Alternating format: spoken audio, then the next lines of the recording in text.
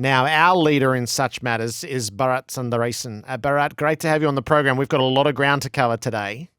Oh, we certainly do, Jared. And just like Danny Morrison said again and again and again, is what it feels like with Travis Head. He did it last year in Test cricket and then in one-day cricket, and now he's produced that special innings in T20 cricket. He moosed and whistled the ball all over the place by the sound of it. So how significant an innings is that for him?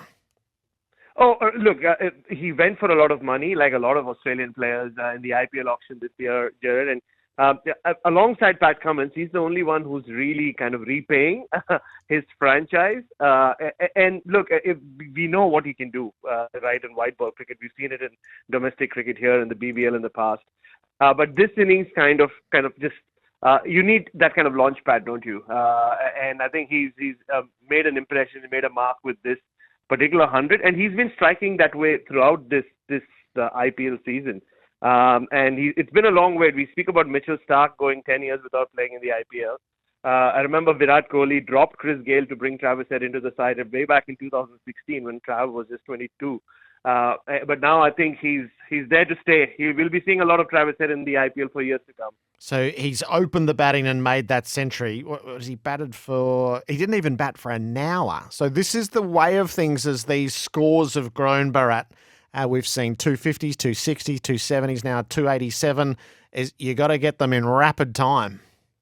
You just have to. And firstly, on Travis Head, he's also having a dream tournament because of the impact player rule, Gerard, because he bats and then he just chills in the dressing room. He always gets substituted. So it's turning into dream IPL of many sorts. And you're right. I mean, I called it the ruthless aggression era. Remember last year we kept speaking about the attitude era of the IPL. This is ruthless aggression, and the strike rates are growing. And you spoke about the big totals, but the number of centuries have gone down, and the guys making centuries are doing it in losing causes. Virat Kohli made 167 balls, which I think was the second slowest in the IPL.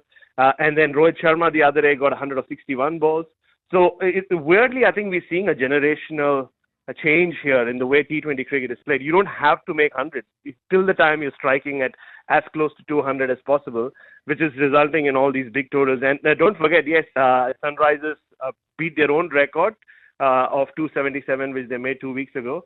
And RCB got close. They made 262. It's insane kind of hitting now in T20 cricket, what we're seeing in the IPL here.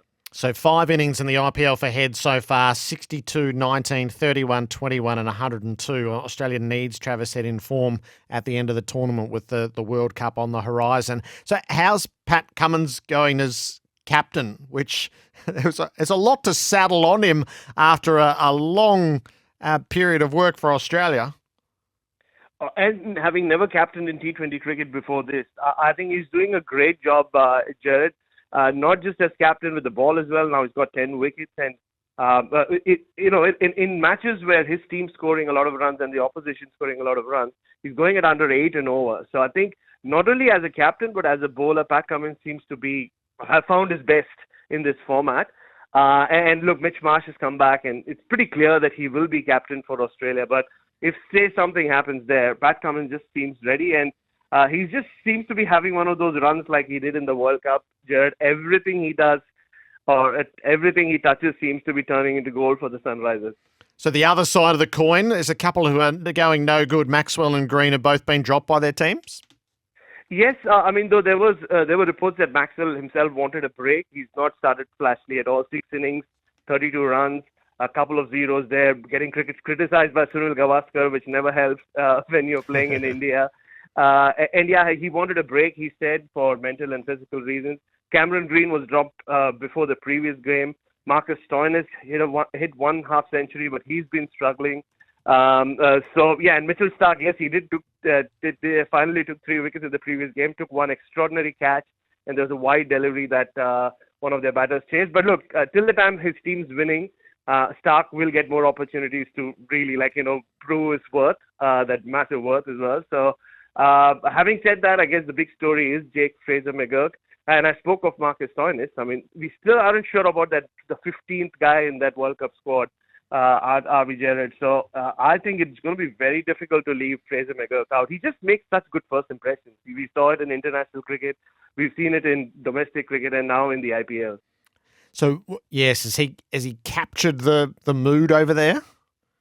That's all you need. You need like a half century of that kind, and just the way he carries himself as well. It helped that he had David Warner for a bit of on the other end for a while as well. So no, he certainly has. And what will happen is a lot of these big names from Australia, you knew were going to go for a lot of money after the World Cup. But with the big auction coming up next year, it could change. It could well be the likes of Fraser McGurk who get the big paychecks, while some of these others might even struggle to get in. I spoke to Ricky Ponting in the lead up to the tournament. He had Rishabh Pant coming back into his team. How's the return of the feisty Indian keeper gone? He's back, Gerard. It's like one of those grand Royal Rumble returns. He's just, after everything he's gone through after that terrible accident where he nearly lost his life, there were so many question marks about not only him coming back, but what he'll look like. Will he keep wickets? He's been doing all of that, and if anything, his batting just become even more maniacal. He's been playing some outrageous shots. Unfortunately, his team, like Bangalore and Mumbai, haven't won a lot of games. But he's just in prime form and enjoying the company of David Warner as well, who I think has had middling returns in the last couple of matches, but he looks in good form as well. Okay, and you sent me a note that we'd been monitoring TV audiences and all that's been going on. There's a niche audience which is just enormous around the sign language commentary. Absolutely. There are over 60 million people in India. I mean, also put in relation with the Indian population, but with, hearing impairments. So for the first time ever, I don't know whether it's happened anywhere in cricket coverage around the world. They have on Star Sports someone constantly signing the commentary, and it must be a big challenge. And apparently, I've heard, I haven't seen it live, that even the way they express, if a wicket falls or a six is hit, even their facial expressions, apparently, they're doing a great job. And it's wonderful, right, to make it even more inclusive or as inclusive as it can be. We saw, so Pat Cummins was awarded another major international gong overnight, wasn't he? So what was he, the Wisden Cricketer of the Year? Yeah, Wisden Cricketer of the Year, and we have Usman Khwaja and Mitchell Starc both making the 5 Wisden Cricketers of the Year as well. So, kind of tells you the kind of year 2023 was for this Australian team. But trust me, Gerard, like this Pat Cummins, and look, it's not always been the easiest franchise to captain. They keep changing captains very often. But just, hearing reports from how the Sunrisers are dealing with him, and we all know what Pat Cummins is. He's the ultimate gentleman, and he's so affable. So I think he's really winning them over, not just on the field, but off the field as well. And so there's a lot happening in India. English cricketers stopped for a moment today to acknowledge the passing of Derek Underwood, broadly regarded as England's best ever spinner. Let me just play to you Michael Atherton and Nasser Hussain, who gathered on Sky Sport in the passing of Derek Underwood. Bharat, his place is everything I've seen today. He's so fondly regarded and admired in English cricket. Absolutely, Gerard. And for such a wiry man to have a cool gimmick name like Deadly as well. And just listening to Michael Atherton and Nasser Hussain there, I think at times it's unfortunate that, every time you say Derek Underwood, you say uncovered pitches.